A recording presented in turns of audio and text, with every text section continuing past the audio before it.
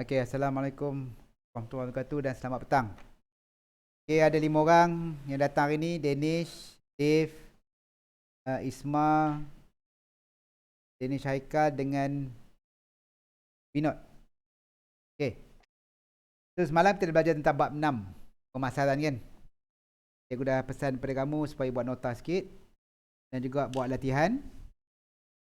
Okey, soalan baru masuk. Hari ni kita sambung bab year. Kenapa Vinod? Dave. Tak apalah kalau kamu nak tulis-tulis je lah. Just at least cikgu ada evidence lah sebab sekarang ni memang pengetua dia minta evidence pada cikgu bukti PDPR tu dilakukan. Okay, contohnya katakan macam kamu, kalau kamu dah datang kelas cikgu tak ada masalah lah, cikgu dah ada attendance kamu kan. Contoh macam Danish Haris kan, atas malam, bila tengok video tu kamu kena tulis nama kamu supaya apa, cikgu ada evidence lah. Semua sebagai pembuktian je lah, itu je lah. Sebab untuk form 5 memang setiap hari kena hantar attendance tau. Sebab apa, pengurusan nak tengok siapa yang memang tak masuk kelas langsung ke ataupun masuk kelas jarang-jarang ke. Memang setiap cikgu memang kena submitkan markah. Markah pula, kehadiran. Okay. Okay, kita masuk bab 7. Bab 7 tajuk dia adalah harta intelek. Ini berkaitan dengan kita punya ciptaan. Okay. Harta intelek ni bermaksud sebab kita ni, kalau kita tak patentkan ciptaan kita, orang boleh ambil patent kita. So, bila orang ambil, contohlah kamu hasilkan satu produk, kamu hasilkan sesuatu yang baru, tapi kamu tak patentkan dia, orang lain jumpa, dia buat, dia tiru ataupun dia ambil 100% sama macam kamu.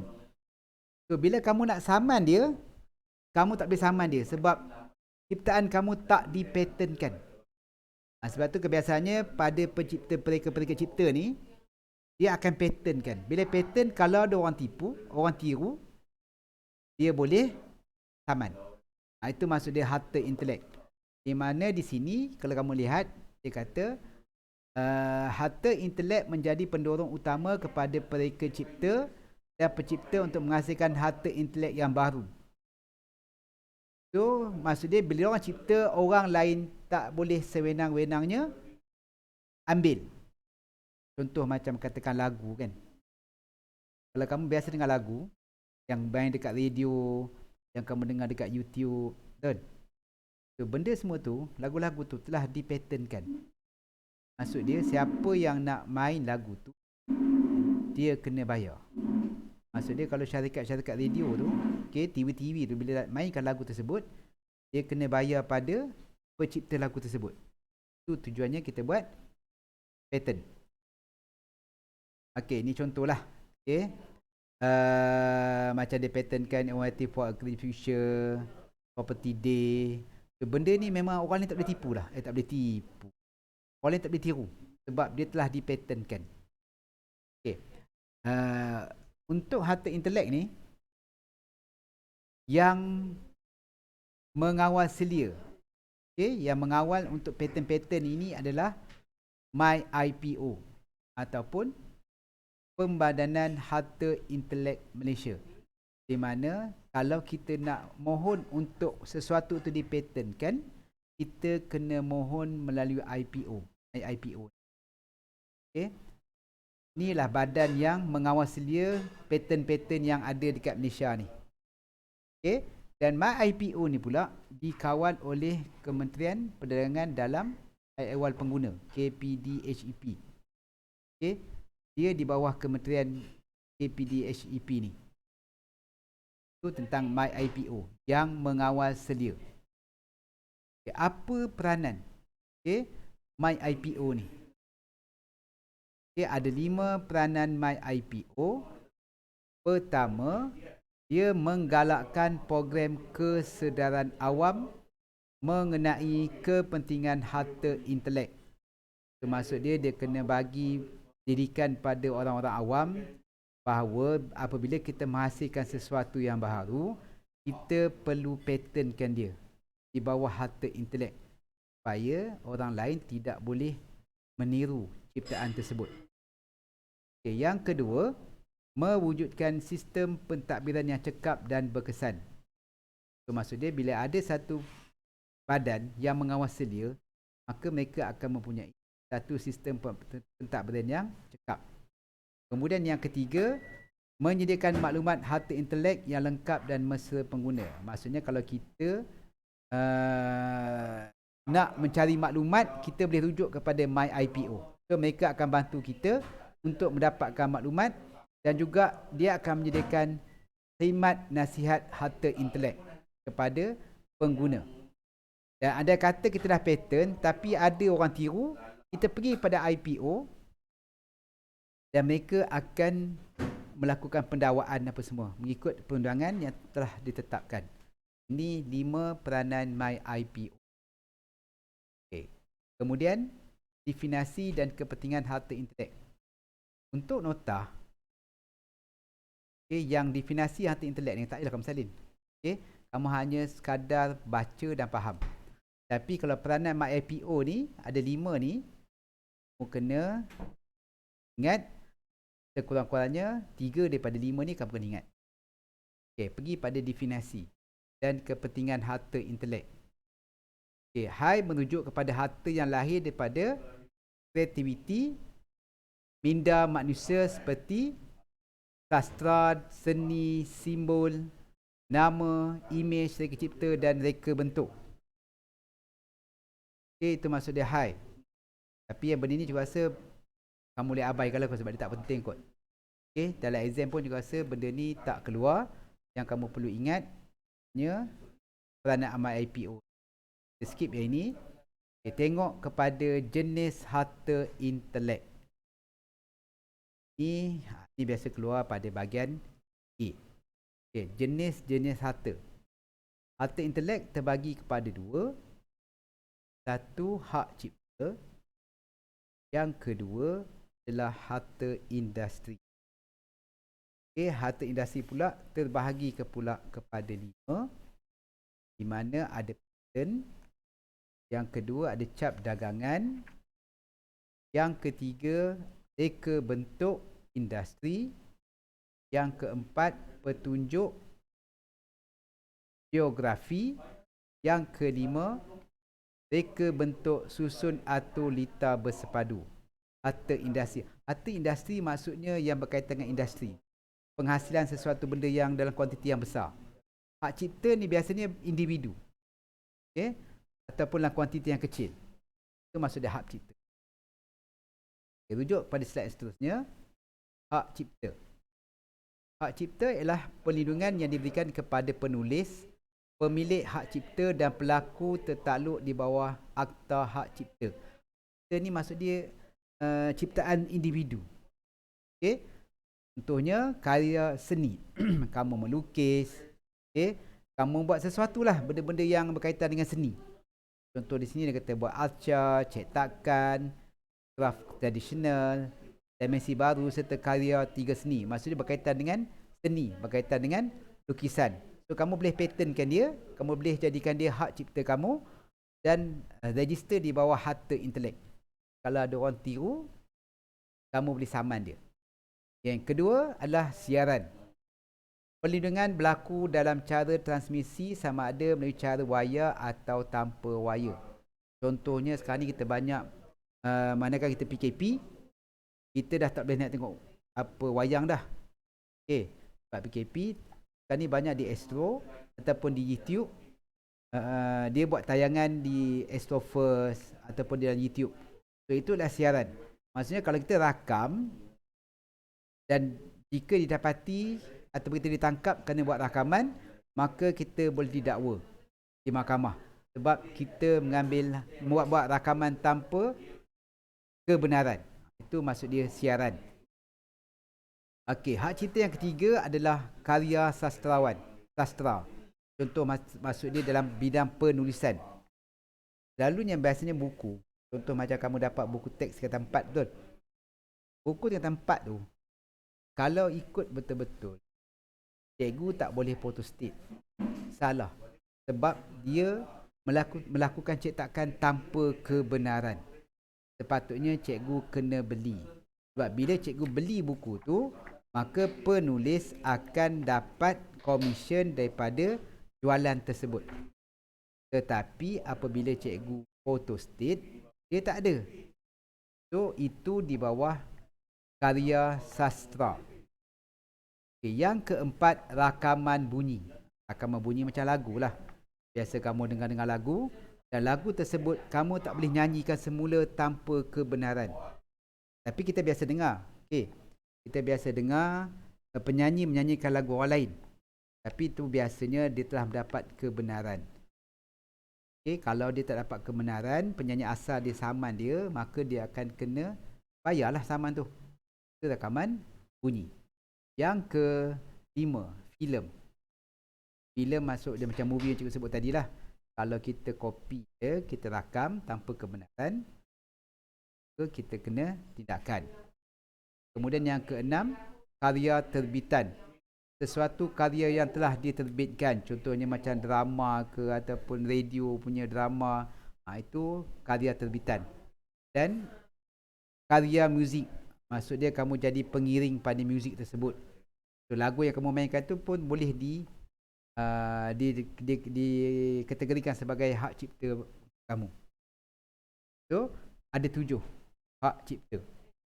Daripada 7 ni, sekurang-kurangnya 4 kamu mesti hafal. Dan dia akan keluar pada bahagian A. Okay? Boleh? Cikgu cakap seorang-seorang lah.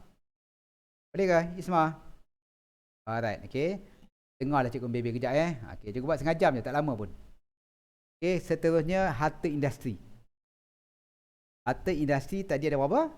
Ada 5. Okay, yang pertama, patent.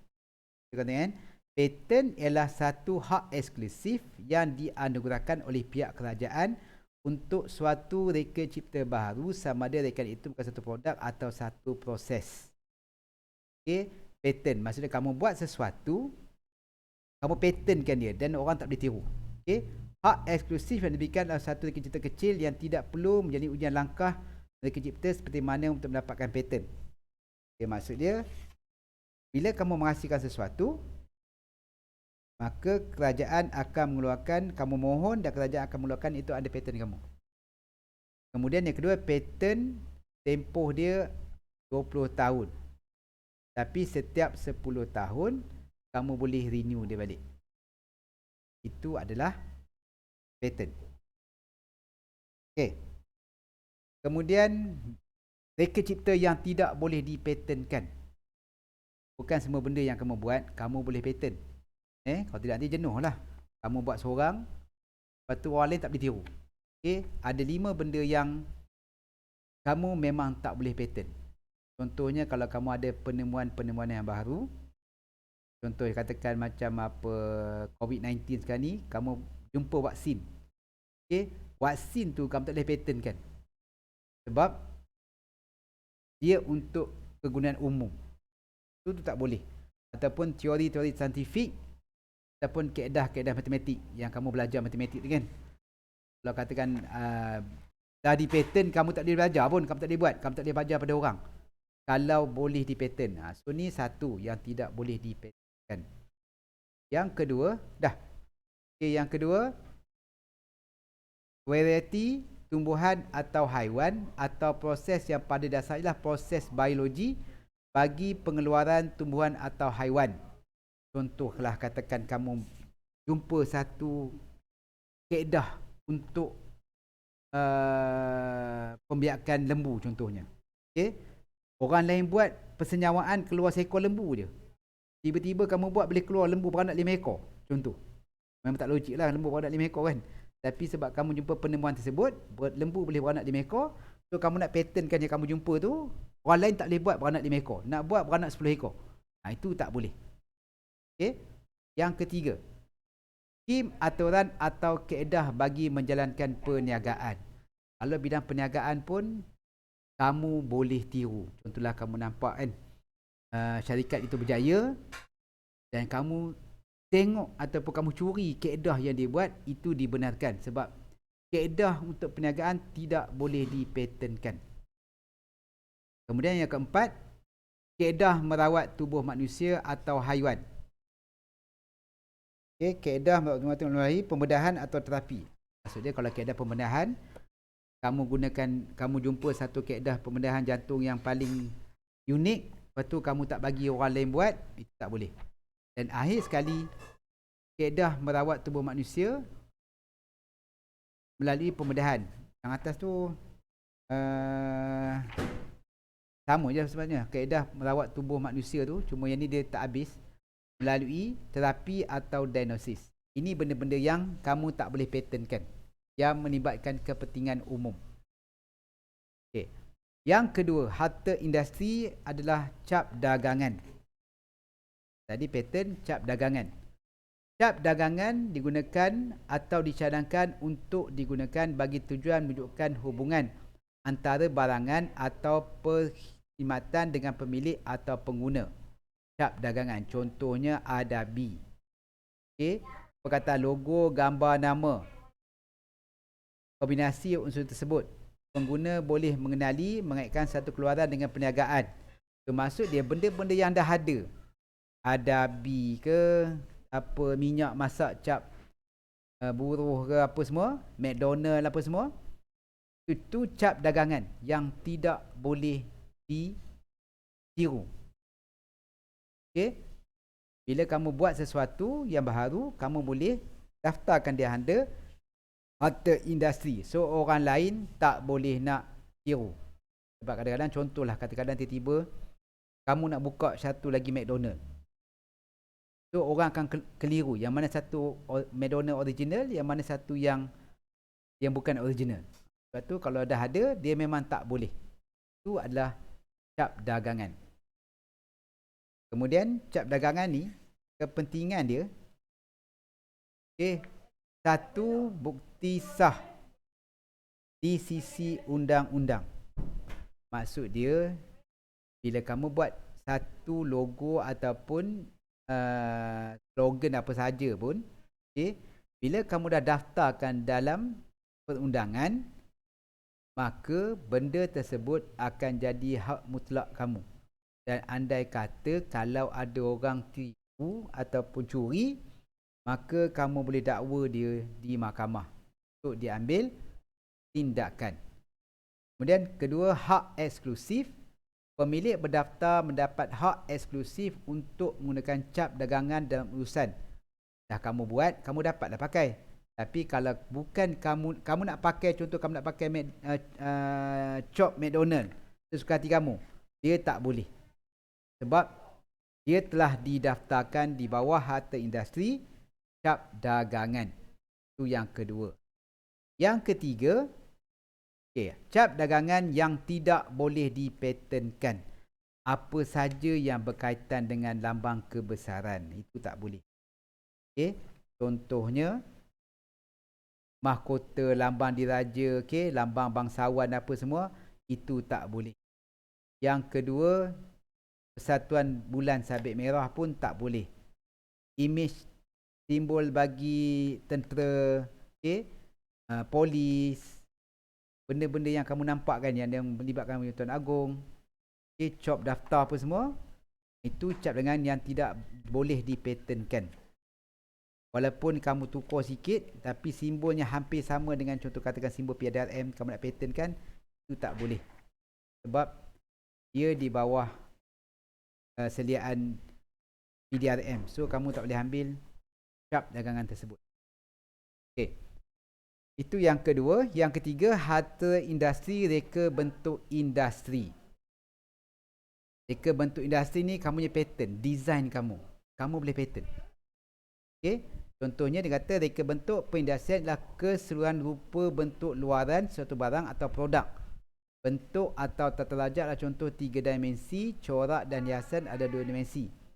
Itu maksudnya reka bentuk kamu, patent kamu, design kamu boleh letakkan di bawah harta industri di reka bentuk industri. Okay. Itu reka bentuk industri. Contohnya dia kata reka bentuk industri yang tidak boleh dipatentkan. Okay. Contohnya fungsi. Kamu buat jam, fungsi jam tu tak boleh nak dipatentkan. Kemudian kaedah pembinaan, prinsip pembinaan, kaedah buat rumah contohnya. Okey, kamu tak boleh patentkan. Kemudian nilai estetik. Estetik ni lah nilai dari segi kecantikan. Okey, tak boleh dipatentkan. Ciri yang bergantung pada rupa tak boleh nak dipatentkan. Okey, tak boleh didaftarkan. Perbezaan dari segi betul tidak material. Tidak material ni maksud dia tak nampak lah. Material ni bahan-bahan. So kita tak nampak pun tak boleh didaftarkan. Kemudian yang bertentangan dengan keteraman awam dan prinsip moral. Kamu buat sesuatu reka bentuk yang mengancam keselamatan awam. So pun tak boleh nak dipatentkan, didaftarkan. So itu yang ketiga. Kemudian yang keempat, petunjuk geografi ialah tanda memberitahu para pengguna bahawa sesuatu barangan itu dihasilkan di suatu kawasan atau tempat tertentu. Contohnya macam kopok lekor Terengganu. Kita tak boleh tukar je kopok lekor Perak. Kalau benda tu datangnya daripada Terengganu. Itu maksud dia petunjuk geografi. Di mana tempat itu dimulakan hanya boleh dipakai di situ sahaja. Contoh nasi kandar kampung Melayu Kuala Lumpur contoh. Hanya di sana sahaja. Itu maksud dia petunjuk geografi. Dan akhir sekali, petunjuk geografi yang tidak boleh didaftarkan. Ini contoh didaftarkan antaranya lah Sabah Tea, sebab tea tu ada kat Sabah, tanam Sabah. Tanam kopi, Borneo Virgin Coconut Oil, Sabah Siu. Mangga harum manis Perlis yang popular ni, amat popular ni, mangga harum manis Perlis ni. Dia tak ada mangga harum manis Perak, tak ada. Kek lapis Sarawak, labu sayur Perak, Encaluk Melaka. Ini semua petunjuk geografi. Sebab bermaksud benda-benda ni yang asalnya daripada mana. Kemudian pengecualian yang tak boleh nak didaftarkan. Petunjuk geografi yang bertentangan dengan adat atau keteraman awam atau moraliti wilayah asal. Contohlah katakan kamu bertentangan dengan adat ni, contoh macam tak yang berlawan dengan adat kita lah. Kita tak boleh daftarkan. Contoh ni bagi contoh macam mana boleh bagi satu contoh tak? Katakan adat. Kita nak buat satu produk tapi kita bertentangan dengan adat. Contoh adat Melayu tak dapat gambarkan macam mana. Cuba bagi contoh kan cikgu. Pakaian. Okey, pakaian contohnya kita ubah Katakan kalau kaum India, di kaum India dia tak apa, katakan Melayu lah. Kan kamu design kamu buat design kalau ikut adat kita orang Melayu dia lain, dia tak boleh buka aurat. Itu kan adat, itu hukum dia lain. Dia tak apalah, maksud dia yang bertentangan yang kita tak boleh buat. Ataupun geografi yang tidak atau telah berhenti untuk dilindungi dalam negara mereka. Ini maksud dia petunjuk geografi yang tidak atau telah berhenti. Apa maksud dia? Dan geografi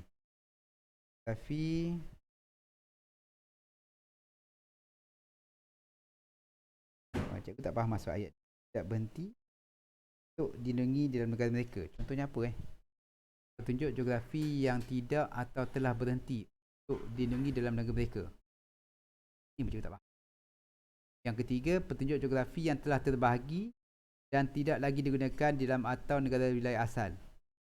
Ini biasanya kalau Malaysia orang tak ada dah juga rasa. Kalau mungkin kat negara-negara luar kot ni. So itu yang tak boleh nak didaftarkan. Yang akhir sekali, harta industri, reka bentuk, susun lita bersepadu. Ini berkaitan dengan komputer. Kalau melihat kata reka bentuk, susun atau lita bersepadu ialah susunan 3 dimensi untuk unsur sesuatu lita bersepadu. Maksud dia kalau ini bahasa lita bersepadu ni, syarikat-syarikat pengeluar yang mengeluarkan lita bersepadu, contohnya macam Intel, AMD, Motorola. So dia orang ada bentuk dia sendiri tau, design dia sendiri yang dia orang dah daftarkan supaya syarikat-syarikat lain tak boleh nak tiru. Kemudian next, pattern tak banyak, sikit. Ini proses mendaftar. Biasanya tak ada. Dia banyak lah, maksud dia bagaimana kamu nak mendaftar pattern ataupun kamu nak daftar yang harta industri dengan harta hak cipta lah. Apa yang kamu nak daftar. So yang ni cikgu rasa tak keluar proses mendaftar apa semua ni. Okey. Okey, kita sambung balik pada muka surat 29 ni. Justifikasi keperluan pendaftaran harta intelek. Okey, ada 4. Habis dah. Ni slide lain last. Okey, 4. Pertama, pertahanan diri bermaksud pendaftaran harta intelek dikategorikan sebagai salah satu aspek pengurusan risiko. Memberi perlindungan kepada harta intelek sebelum memperkenalkan kepada pasaran. So, maksud dia, sebelum kamu nak kenalkan produk kamu, bila kamu daftar, biasanya MyIPO akan tahu yang kamu nak buat tu dah ada ke belum, dah didaftar ke belum. So untuk selamat, kalau tidak nanti kamu tiba-tiba kamu publish saja, datang orang saman sebab kata kamu tiru orang punya. Okay, yang kedua, pengurangan kekeluaran pelanggan. So bila kita daftar, so dia takkan ada yang sama. So bila tak ada yang sama, dia akan dapat mengelakkan kekeliruan kepada pengguna. So benda-benda yang sama, bila ada dua, menyebabkan kita tak faham. Okey, mana satu, kita jadi keliru. Kemudian yang ketiga, mengelakkan aktiviti peniruan, penyalinan, plagiarism dan pemalsuan. Itu tujuan dia. Bila ada harta intelek, maka benda-benda ni tak boleh dilakukan. Okey, kemudian sumber kewangan. Melalui hak eksklusif, pemilik boleh memperuntukkan penggunaan intelek kepada pihak lain. So maksud dia, bila kamu dah daftarkan dia, kamu dah patent dengan dia, kalau ada orang nak pakai, kamu boleh kenakan bayaran. Okey, so itu sahaja bab 7, tak banyak.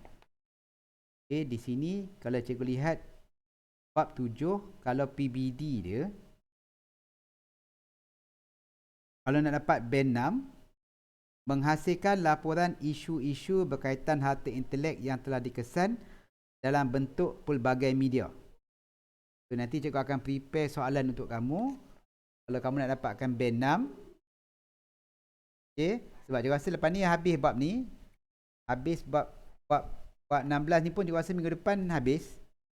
Okey, kita nak buat kerja khusus pun kamu jauh daripada cikgu.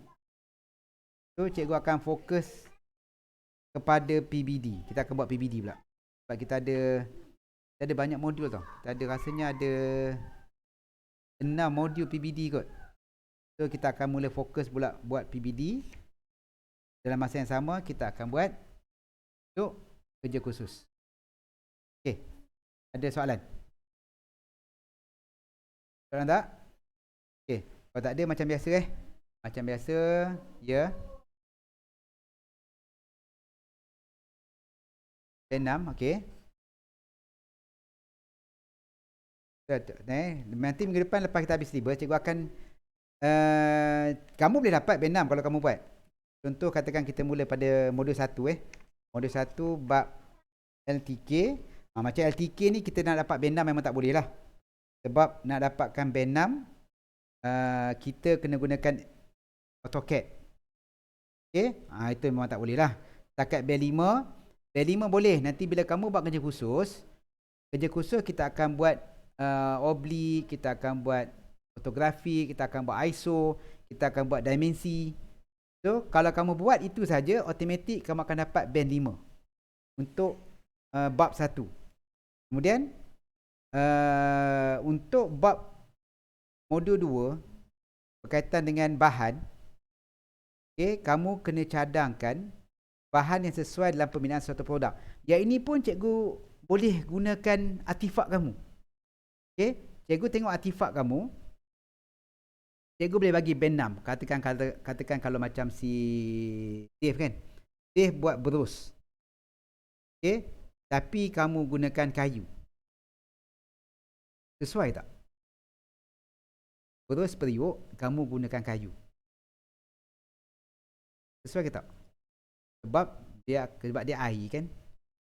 Maksud dia macam itulah. Maksud dia bila kamu nak buat artifak kamu tu, kamu kena fikir bahan apa yang sesuai dengan artifak kamu pada tempat dia. So yang ini pun sebenarnya kamu boleh dapat band 6 sebab cikgu akan rujuk kepada artifak kamu. Yang lain ni betul soalan biasa lah. Band 1, band 2, band 3, band 4, band 5 ni tak ada masalah sangat. Band 6 dia kata mencadangkan bahan yang sesuai dalam pembinaan sesuatu produk. So produk yang kamu buat adalah kerja khusus kamu. Okay. So cikgu akan tengok daripada situ. Kemudian dalam peralatan mesin, yang ini pun boleh dapat band 6 ni. Mencadangkan peralatan mesin langkah keselamatan sesuai dalam pembinaan satu produk. So maksud dia bila kamu buat produk nanti, benda ni pun cikgu rasa cikgu boleh bagi band 6, tak ada masalah. Okay. Kemudian itu modul 3, modul 4.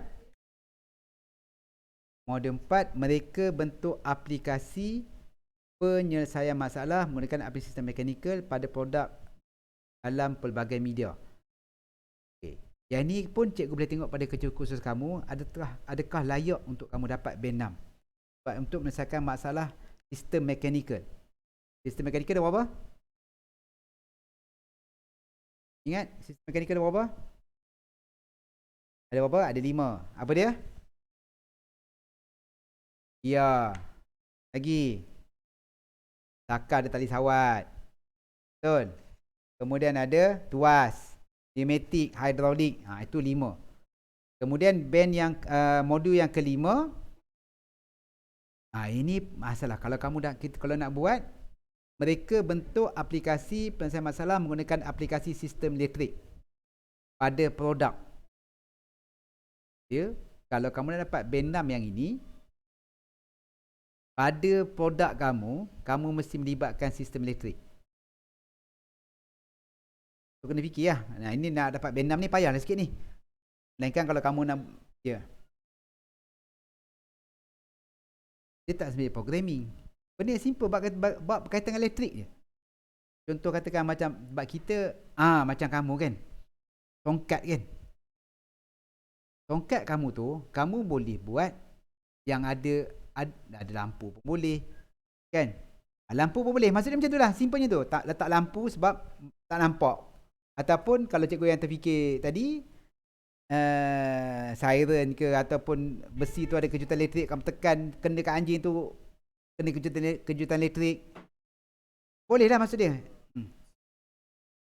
Tak, benda tu kita boleh buat di luar tau. Maksud dia, artifak kamu tu janganlah kamu masukkan benda tu. Faham? Maksud dia untuk cikgu judge kamu dapat band 6, kalau kamu tambah pada kamu punya artifak tu, tu consider band 6 lah sebab ada melibatkan elektrik. Tak payahlah kita kena buat artifak lain kan. Tak payah kita buat produk baru, produk yang lain. Pakai benda yang dah ada, cuma kamu tambahkan lagi. Tambah lampu ke apa ke kan. So untuk mendapatkan band 6. Kemudian itu kalau elektrik. Ini adalah kemudian band apa modul 6 modul 6 kena tambah elektronik pula. Sebab tu yang bab-bab ni semua band 6 ni payah dapat ni. Kalau kita tak buat sesuatu. Paling kurang juga akan bagi band 4, band 5 je. Elektronik tu yang katakan macam kita tak sensor kan. Contoh katakan macam pemotong tu kan. Kalau ni sensor detect lampu menyala. Contoh macam tu. Untuk dapatkan band 6. Kemudian modul 7.